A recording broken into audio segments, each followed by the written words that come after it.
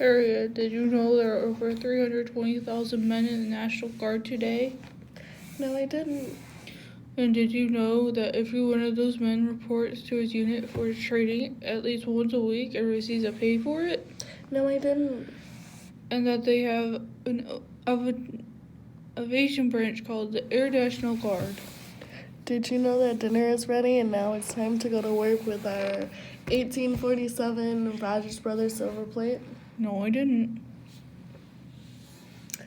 And that America's finest silver plate is the 1847 Rogers Brother? That I did.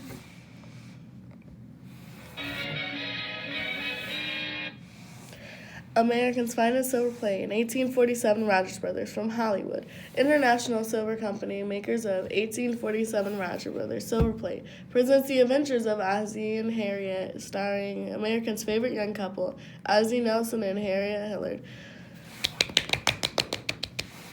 Say, there's an excitement in the air. A mysterious change has taken place in the vicinity of 1847 Rogers Road. Remember the friendly old elm tree in front of the house? Well, it doesn't look friendly anymore.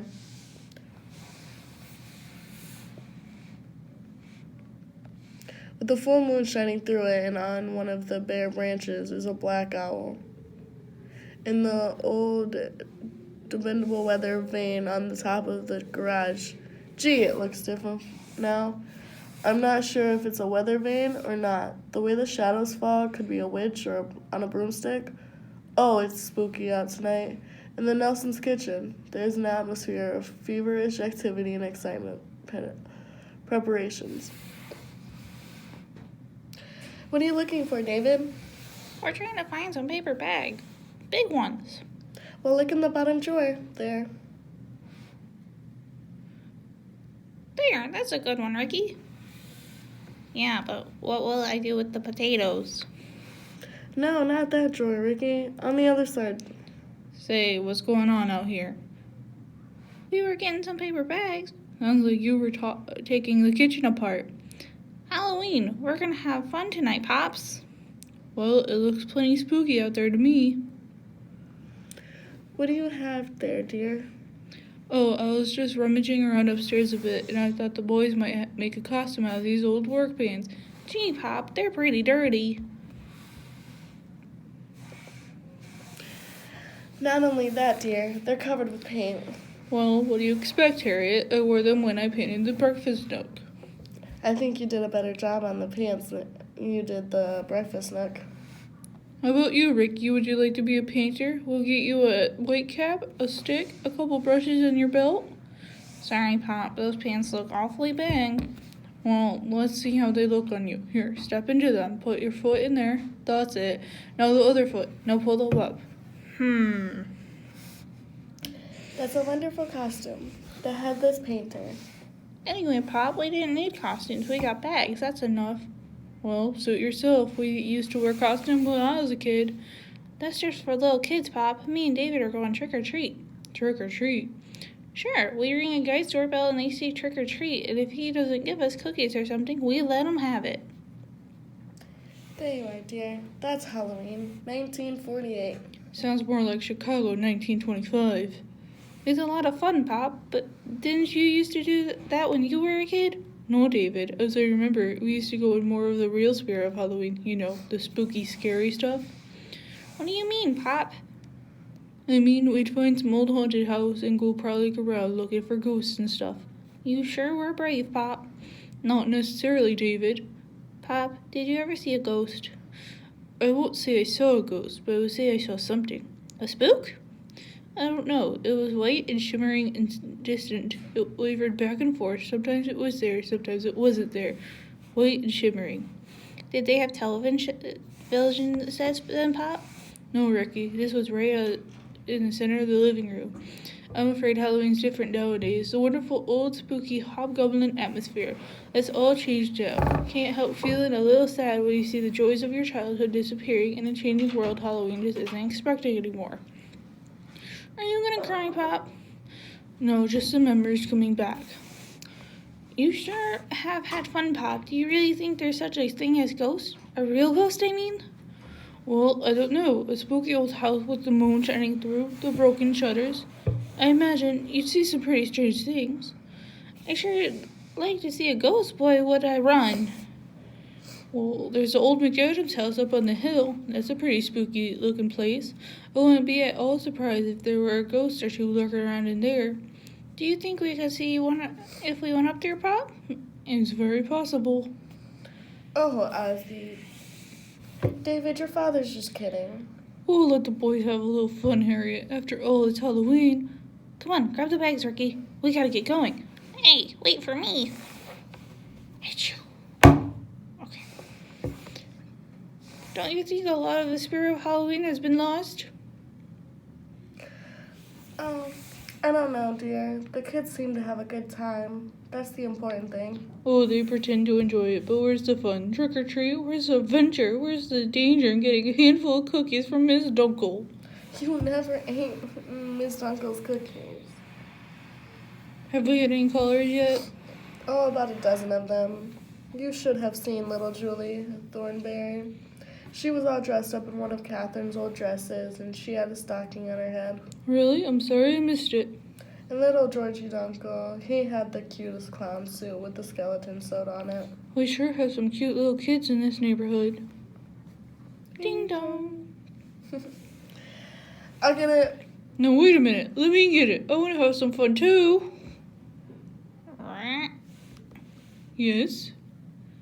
Trick or treat. Wait a minute. Aren't you a little big to be playing trick or treat? Trick or treat. How old are you? 53.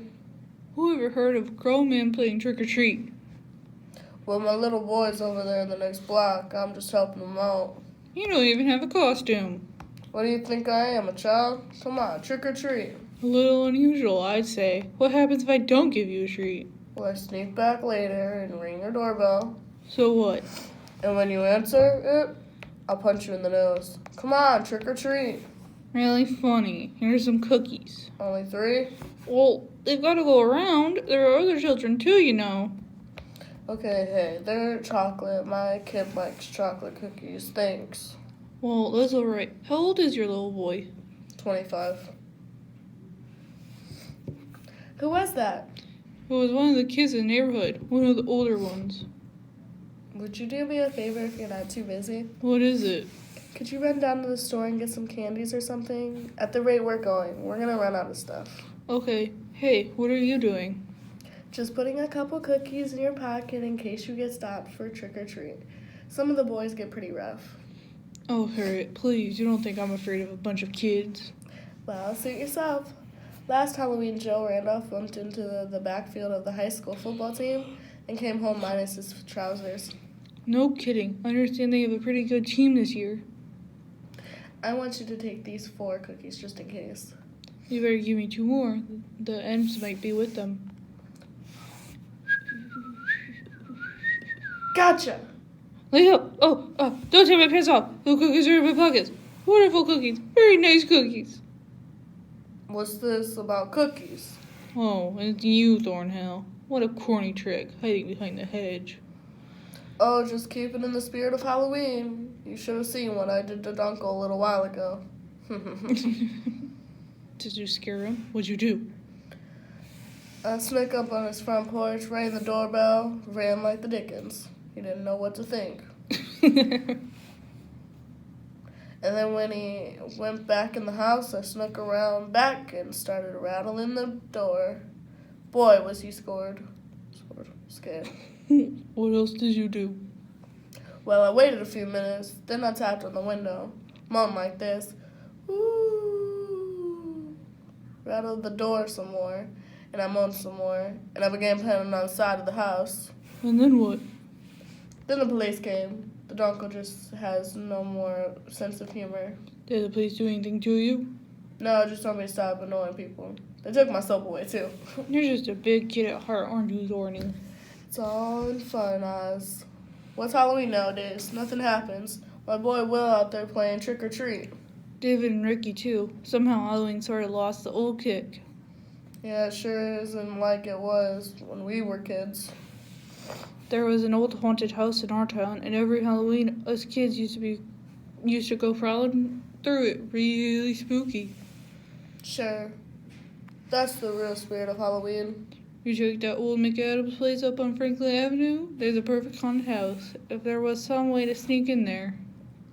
You mean you go there at night? Why, sure. Why not? No reason. I just never cared for the looks of the place myself. All those gross stick chimneys, staring windows, sort of gives me the creeps. Oh, Thorny, you're kidding. No, I'm not. There's something frightening about it, especially at night.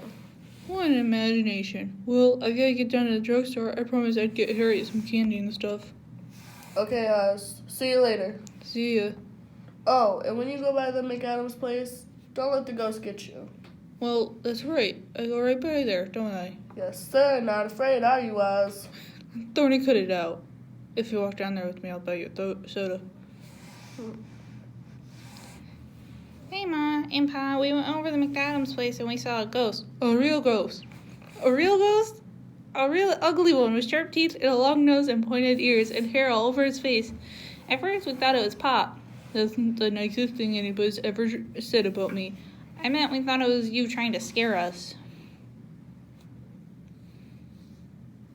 Oh, boys. Don't be silly. You guys probably saw the moon shining through the window and your imagination did the rest. Okay, go up and see for yourself. Yeah, why don't you, Pop? Yeah, why don't you, Pop? Well, I'd be glad to, except I promised to take your mother to the movies. Since when? Well, that is, I've been thinking about it all day. There's a wonderful triple Halloween show at the Bijou. The son of Frankenstein, Dracula's daughter, and a date with Judy. I wasn't counting on no movies, dear. In fact, I'd much rather you go up and give us a report on the ghost. Oh dear, it's so silly. Go ahead, Pop, have some fun. Go ahead, dear. Well, okay, if it makes you happy, I'll go up and visit the haunted house. Attaboy, Dad. Go get him. Hooray for Daddy. I thought for a minute you were gonna get scared, Pop. Oh, David. Just remember this, boys. There's not a cowardly bone in your father's body. Of course, every now and then the meat around him gets a little jumpy. The meat around him? What am I laughing at?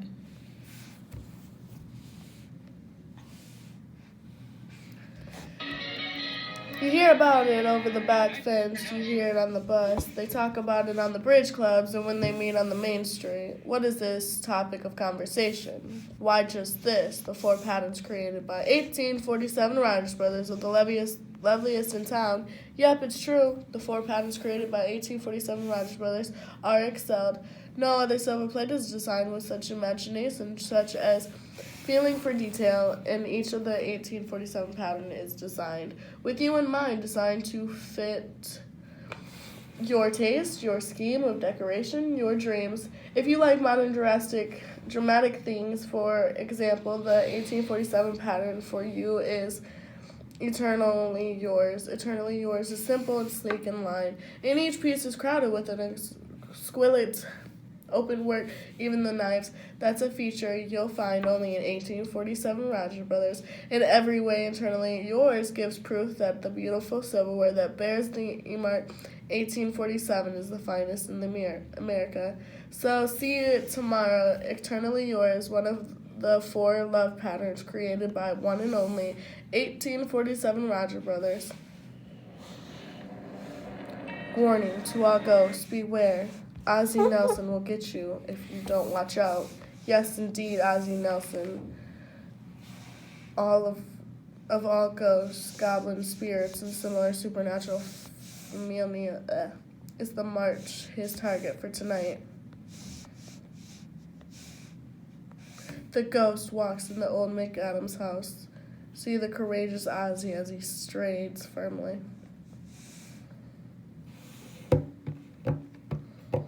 Across the porch is 1847 Rogers Brother and chin up flashlight swinging at his side, down the steps, down the walk, and now he stops. Every muscle tense, eyes alert, nose twitching, a white, filmy object moves out of the darkness. Who's there? It's me, Mr. Nelson. Oh, hello, Emmylou. I came over here to show you my Halloween costume. I'm going to a party. Where are you going, Mr. Nelson? Oh, I'm on an errand for the boys. They went up to the old McAdams house tonight and they think they saw a ghost. Really, Mr. Nelson? Yeah, and I'm going up there to prove to them that it was just their imaginations. You're going in the spooky old house tonight, all alone? Of course. Evidently you have heard the story about the McAdams place. I've heard some silly rumor it's supposed to be haunted or something. But it is, Mr. Nelson. I heard the whole story from the people who live next door. The story goes that years ago in Scotland, in the old haggard castle, the young and beautiful Lady Jane McAdams had a quarrel with her lover, Douglas McDingle McCampbell McTavish, a Scot man. Yes, of course. Well, anyway, Lady Jane pushed her lover Douglas McDingle McCampbell McTavish down the stairs. Down, down, down he went. His head banging on each stone step. Thump, thump, crunch, crunch. As the bagpipes were mournfully playing, the Campbells are coming.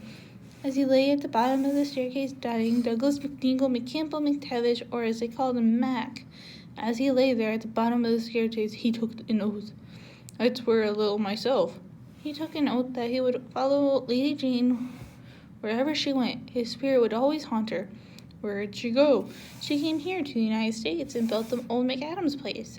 And that they say on the nights with a full moon, like tonight, the giant ghost of McTavish returns. And while the eerie notes of the bagpipes ring in the night air, he prowls the house in search of Lady Jane.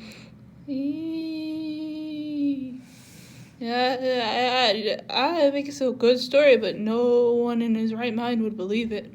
Will you believe it? Don't you, Mr. Nelson?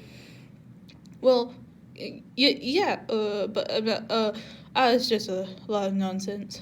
Oh, Mr. Nelson, remember, if you go up there and see the ghost, you get a terrible fright and drop dead, don't come around saying I didn't warn you. Happy Halloween! Mm-hmm. Harriet! Oh, Harriet! Oh, hello, dear. You back so soon? No, I haven't gone yet. As a matter of fact, I've been thinking this whole thing over, and I don't think I'll go. The whole idea sounds sort of childish. What about the boys, dear? You promised them. I know, but is it silly for a grown man? It's only a wild goose chase. Wild goose chase. That's all this is.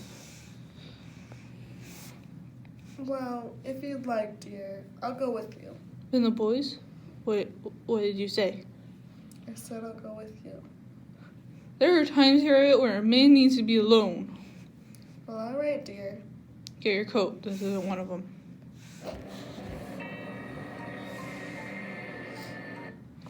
Don't get nervous now, dear. Just keep cool.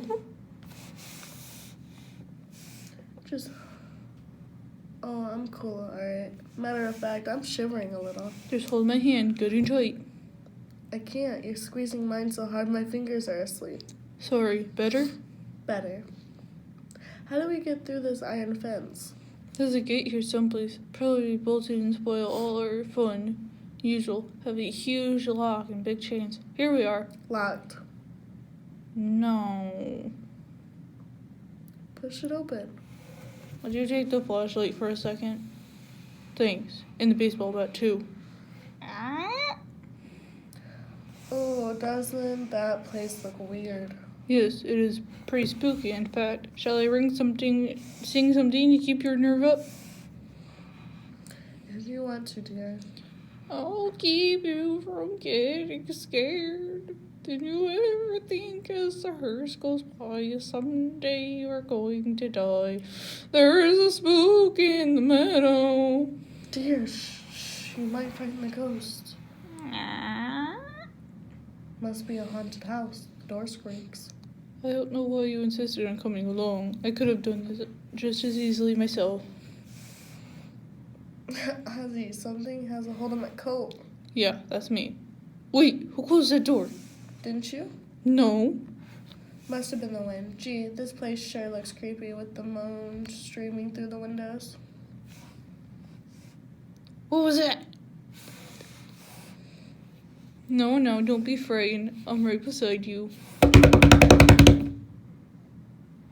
Ozzie, there's something in this room. It's coming towards us. It's getting closer. Harriet, quick, my baseball bat. Hey, Oz. Be careful with that thing. Hello, Harriet. Hi, Oz. You old trickster, Thorny. Just having a little fun with all the talk that's been going around about this place. So, you're the ghost David and Ricky saw. I should have guessed by the description. Should have a bagpipe though, Thorny. Bagpipe? Why, sure. Haven't you heard? This place is supposed to be haunted by a Scott ghost who plays the bagpipe. And each night he comes down the stairs.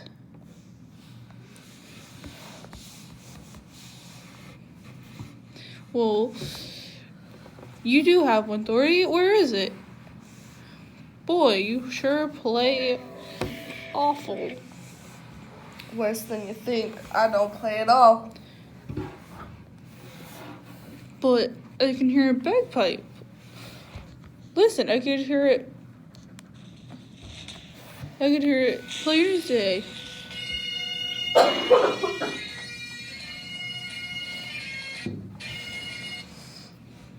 Ozzie, up there, at the head of the stairs. The ghost of Lord McTavish. Well, we've seen it. Let's go. Let's just keep calm about it. Keep quiet. Ouch, Ozzie, the door won't open. I keep turning the hammer and it won't open. Stop it, Thorny. You got a hole in my nose. This way, boys. Thorny, the door's over here. Follow me. I'll go through. Or I'll make one of my own. More coffee, dear? No thanks. I can't understand it. There must be some scientific explanation. Did I seem very scared out there? Not especially. I mean, did I act in any way that might give anyone the impression that this illusion that we saw frightened me? No, you were level-headed about it. Of course, it was the first time I'd ever seen you jump 7-foot fence. I didn't think I could fool you. The thing, whatever it was, scared the daylights out of me. I was plenty scared myself. Can't figure out those bagpipes. What about the ghost? Yes, of course, the ghost too. Harriet, what are you stuffing behind the sofa pillow? Nothing, dear, just some old paper and things. Wait a minute, let me see that. It's only an old sheet. You'll get the couch dirty. It's got cobwebs? How about a little more coffee? And there's Ricky's baseball bat, the one I left. Harriet, if you'd like to make a little confession, I'll listen. But if you'd rather not, I'd rather you would. All right, dear. It's just that the boys and I thought it would be nice if you could have a little fun on Halloween. You told them how much you enjoyed going to some haunted house. So we thought that if we could sort of... Ozzie, listen. I'm listening. Go on. The bagpipes. Yeah? I hear the bagpipes again. So do I. Hey, Pop, can we have a dime? Boys, do you hear those bagpipes playing? Sure, that's who we want the dime for. He's out front now. Who's out front now? Mr. Campbell, the man with the Scott Plaid ice cream truck. The Scott Plaid ice cream truck. Sure, haven't you ever seen him? Can we have a dime, Pop? Dime? Here's 50 cents. Stuff yourself. Thanks, Pop. Oh, boy. How about that? The bagpipes we heard at McDonald's place were from the Scott Plaid ice cream truck. What a coincidence. How remarkable. See, the Scotch Plaid ice cream truck happened to stop there. There are no other houses around, and nobody lives there. But he happened to stop there. Played a different tune up there, too, didn't he? I don't remember. Harriet, believe me, it was only a Scotch Plaid ice cream truck. Yes, I know, dear. I'll say it just once more. The bagpipes were heard at the back McAdams place for just a Scotch Plaid ice cream truck. Okay, dear, you've convinced me. I wish I could convince myself I'd like to get some sleep tonight. Ozzie and Harriet will be back just a moment. Well, I don't know how you feel about it, but I kind of hope the music didn't come from the Scottish Plaid ice cream truck. Because Though that's the way Halloween ought to be. Lots of mysterious tapping out every window, witches riding through the air, spirits in every tree. I've already had a message from the Halloween spirits, Mr. Smith. Last night, on my way down Rogers Road, a voice suddenly spoke to me out of nowhere. Honest? What did it say? Beware. If you don't give us a special treat on Halloween, we'll spirit your new 1847 Rogers silverware away from you. Beware. Now that's a smart ghost. If there's ever was one. You mean I have a smart son, and there ever was one. He hasn't heard me raving about my new 1847 Rogers Brothers for nothing. Oh, nobody raves about 1847 Roger Brother for nothing. There are all kinds of good reasons for getting excited about it. 1847 in the finest silver plate in America. You know, no other silver plate in the world can match its beautiful features. Features like the exponential height and depth of the pattern ornament and the extra luster, perfect weight and balance of each. Those are the features that make 1847 Roger Brother more like solid silver. And don't forget the price of 1847 Rogers Brothers, Mr. Smith. Oh, impossible to forget that because it's so unusual. 1847 prices haven't gone up since 1945. Not a single penny. So no matter how you look at it, 1847 Roger Brothers is the silverware you want for your home. It's the best and the finest silver plate in America. Famous 1847 Roger Brother. Come on, dear. Put on the light. Let's go put out the light. Let's go to sleep. In a few minutes, Harriet, I just want to finish this article, Debunking the Spook. Debunking the spook? Yeah, the man who wrote it spent knowing the house that was supposed to be haunted. As I sat there in the darkness, I could hear the clock in the village striking 12. Now it is the witching hour. If ever the dead alive live, now is the time they must rise from the grave. I stood up and dared the ghost to appear. I said, if you are a ghost, I dare you to strike me dead. Silly article. What happened next? Well then, let's see. He goes on to, Yes. the article ends right here. Oh, come on, dear. I'm tired. I want to go to sleep. You know what might be fun? Let's sleep with the lights on tonight. Be sure to tune in to another adventure of Ozzie and Harriet next week. And remember, Americans' finest silver plate in 1847 Rogers Brother. Yes, America's finest silver plate in 1847 Rogers Brother. Music by John McCollin. This program originates in the Franklin Studios of the Franklin Borough Civic Theater Broadcasting Corporation. Oh, the Campbells are coming. Oh, it's Lord McTavish. Ozzie, wake up. This is a ghost. Mom, what's the racket? Daddy's having a nightmare. Is that what he's doing? The noise really scared us. It frightened me too. No, we're even.